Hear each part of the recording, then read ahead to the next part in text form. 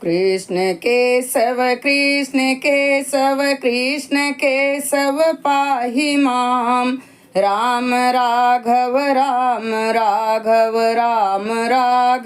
रक्ष माम। राधे राधे दोस्तों, सरिता ज्ञान गंगा में आप सभी का स्वागत है। आइए हम लीला पुरुषोत्तम भगवान श्री कृष्ण के चरणों में प्रणाम करते हुए उनकी लीलाओं का श्रवण करें। शरद का वर्णन। कृष्ण तथा बलराम द्वारा प्रलंबासुर का वध तथा विध्वंसक दावानल पान की चर्चा वृंदावन के घर घर में चलने लगी। ग्वालों ने इन अद्भुत कार्यों का वर्णन अपनी पत्नियों तथा अन्य सब से किया और वे सभी आश्चर्यचकित थे। वे इस निष्कर्ष पर पहुँचे कि कृष्ण तथा बलराम देवता हैं, जो कृपा करके उनके बालक बनकर वृंदावन में आए हैं। इस तरह वर्षा ऋतु आ गई। भारतवर्ष में ग्रीष्म के भीषण आपात के बाद वर्षा ऋतु का आगमन सुहाना लगता है। पृथ्वी से सूर्य प्रकाश द्वारा जो जल खींचता है वही बादल बन जाता है। सूर्य निरंतर 8 मास तक पृथ्वी की सतह से सभी प्रकार के जल को भाप परिणित करता रहता है और यही जल बादलों के रूप में एकत्र होता जाता है, जो आवश्यकता के समय वर्षा जल के रूप में वितरित होता है।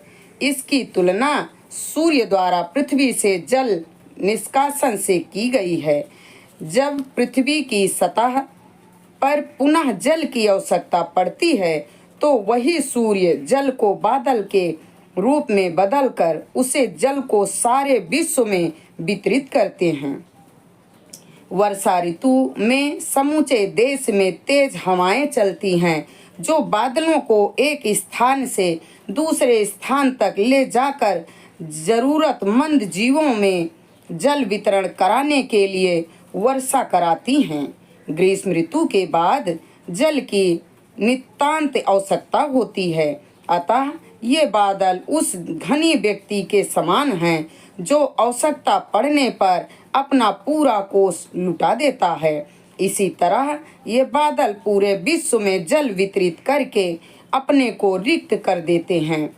जब भगवान रामचंद्र के पिता महाराज दशरथ अपने शत्रुओं से लड़ते थे तो कहा जाता है कि वे उस किसान की तरह उनके पास पहुंचते थे जो खेत में उगे अनावश्यक पेड़ पौधों को समूल नष्ट कर देता है, और जब दान देने का अवसर आता था तो वे उसी प्रकार धन वितरित करते जिस प्रकार बादल जल बरसाते हैं। बादलों द्वारा वर्षा जल का वितरण इतनी प्रचुर मात्रा में होता है। वर्षा के पूर्व संपूर्ण धरातल विभिन्न प्रकार की शक्तियों से लगभग क्षीण हो जाता है और अत्यंत कृश प्रतीत होता है, किंतु वर्षा के बाद पूरा धरातल वनस्पति से हरा भरा होकर अत्यंत स्वस्थ तथा बलिष्ठ प्रतीत होने लगता है। यहाँ पर उस व्यक्ति से तुलना की गई है जो अपनी भौतिक इच्छा की पूर्ति के लिए तपस्या करता है।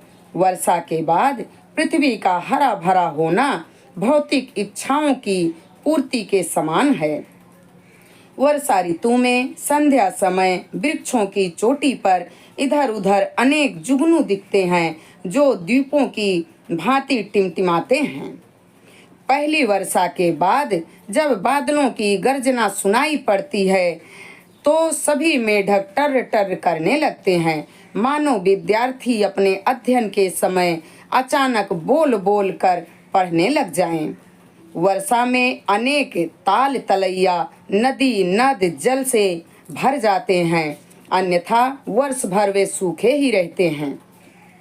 वर्षा के कारण तृण वृक्ष तथा वनस्पतियां हरी भरी लगती हैं। कभी कभी तृण के ऊपर लाल रंग के कीड़े एकत्र हो जाते हैं। छाते जैसे कुकुरमुत्तों के साथ मिलकर हरा तथा लाल रंग ऐसा दृश्य उपस्थित कर देते हैं मानो कोई व्यक्ति अचानक धनवान बन गया हो। किसान अपने खेतों को शस्य से पूरित देखकर अत्यंत प्रसन्न होता है।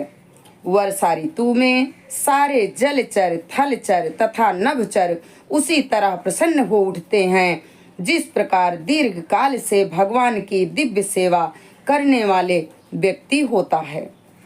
वर्षा ऋतु में नदियां उमड़कर सागर की ओर भागती हैं तो ऐसा लगता है कि वे सागर को क्षुब्ध कर रही हैं।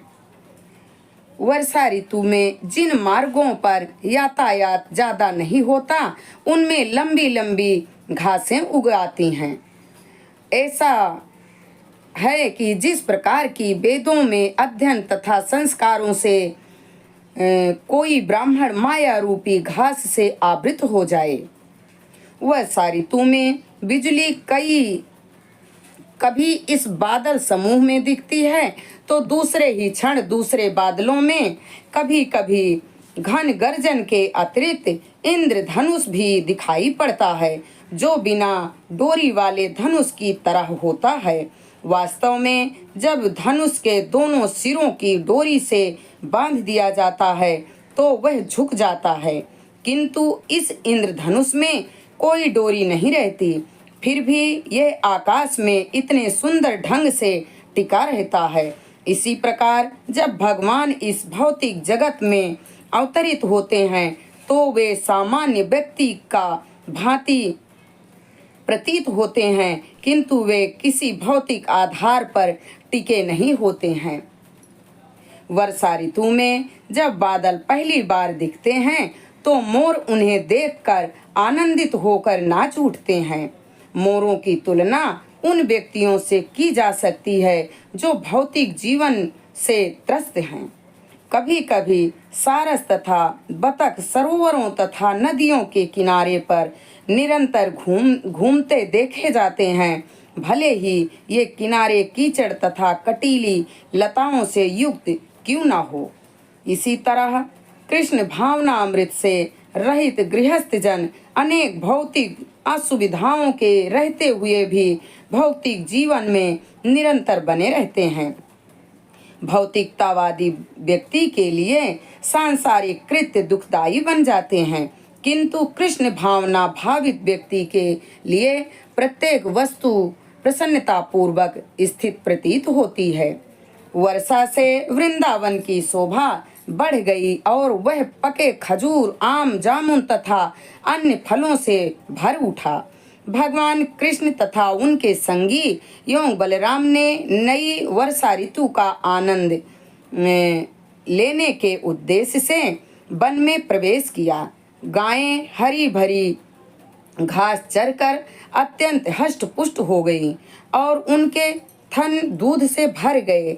जब कृष्ण ने उन्हें उनके नाम लेकर बुलाया तो वे अत्यंत प्रेम बस तुरंत ही उनके पास आ गई और इस प्रसन्नता में उनके थनों में दूध की धारा बह निकली। गायें अपने दुग्ध पूरित भारी थनों के कारण खड़ी खड़ी थकी हुई लगती, वे बैठकर जुगाली करने लगती और प्रसन्न हो जाती। कृष्ण उन्हें देखकर प्रमुदित हो उठते। वे वर्षा ऋतु के कारण वन की शोभा देखकर अत्यंत हर्षित थे। यही उनकी शक्ति का प्रदर्शन था। शरद काल के प्रकट होते ही सागर का जल उसी तरह शांत और गंभीर हो जाता है जिस प्रकार आत्म साक्षात्कार हो जाने पर मनुष्य को प्रकृति के तीनों गुण नहीं सता पाते। शरद में दिन के समय कड़ी धूप होती है, किंतु रात्रि में स्वच्छ चांदनी से लोगों को दिन की थकान से छुटकारा मिलता है।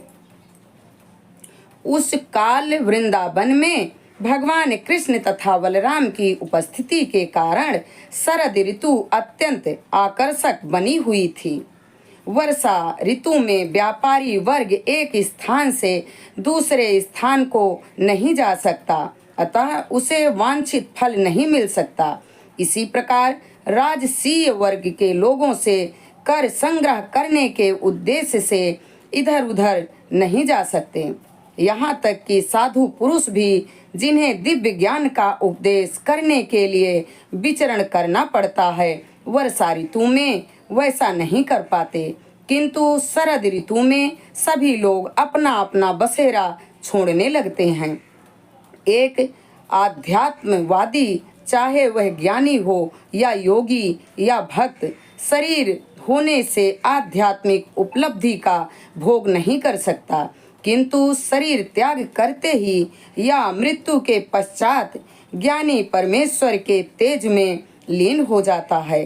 योगी लोगों को चला जाता है और भक्त भगवान के लोक, गोलोक, वृंदावन या वैकुंठ लोक को चला जाता है। वह शाश्वत आध्यात्मिक जीवन भोगता है। इस प्रकार लीला पुरुषोत्तम भगवान श्री कृष्ण के अंतर्गत शरद का वर्णन नामक अध्याय का भक्ति वेदांत तात्पर्य संपूर्ण हुआ। हम भगवान श्री कृष्ण के चरणारविंद में प्रणाम करते हुए इस कथा को यहीं पर विराम करते हैं। आगे की कथा अगले वीडियो में। हरे राम राम राम हरे हरे, हरे कृष्णा कृष्णा कृष्णा हरे हरे। श्री लक्ष्मी नारायण भगवान के चरणों में हमारा कोटि कोटि प्रणाम स्वीकार हो। लीला पुरुषोत्तम भगवान श्री कृष्ण के चरणों में हमारा कोटि कोटि प्रणाम स्वीकार हो।